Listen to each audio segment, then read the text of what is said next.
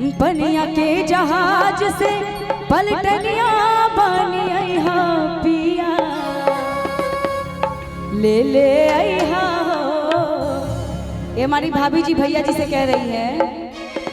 पनिया के जहाज से हो पलटनिया बनी अइहा पिया ले अइहा हो, ले अइहा हो, ले अइहा हो पिया से दूर बंगाल ले अइहा हो पिया से दूर बंगाल से दूर बंगाल के हो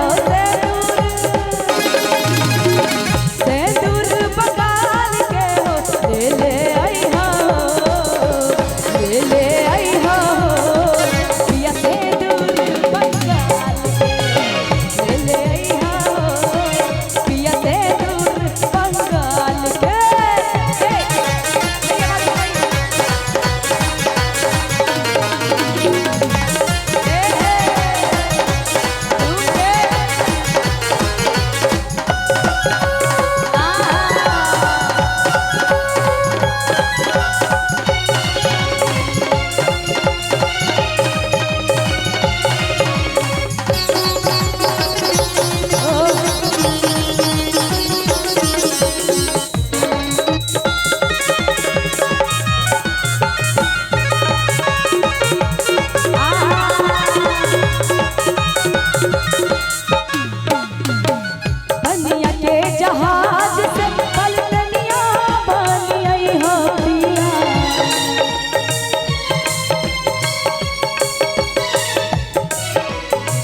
बनिया के जहाज से पलटनिया बनी अइहा पिया ले अइहा हो। ए भाभी जी भाभी जी भाभी जी, ए मेरी नई वाली भाभी जी, आप सही कह रहे हैं। भैया जी को थोड़ा एक्सप्रेशन में बोल भी दीजिए। हम गाते हैं और आप एक्सप्रेशन दीजिए, ज्यादा मजा आएगा, है ना। और कैसे ले अइहा हो ले अइहा हो ले अइहा हो पिया टीका राजस्थान ले अइहा हो पिया टीका राजस्थान टीका राजस्थान के हो टीका राजस्थान के हो ले अइहा हो ले अइहा हो पिया टीका राजस्थान के ले अइहा हो पिया टीका राजस्थान के।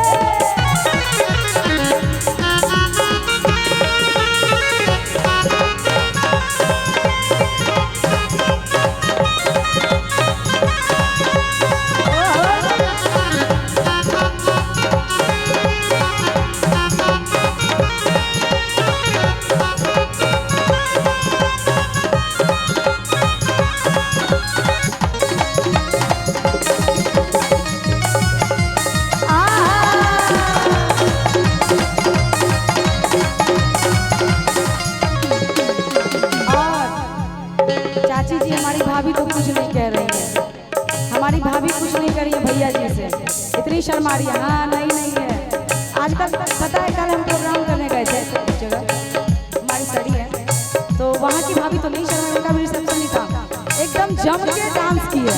तो हमको लगा ना कि भाभी यहाँ पे जम के डांस करेंगे, एकदम उल्टा पड़ गया है। तो हम चाहते हैं ना कि जब भाभी नहीं ठुमका लगे तो आप लोग भी लगा लीजिए, आप लोग उनके बदले में लगा लीजिए।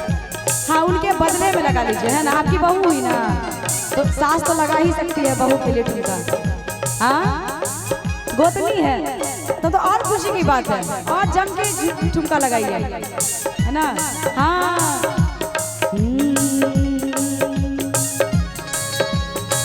पनिया के जहाज से पलटनिया बनी अइहा पिया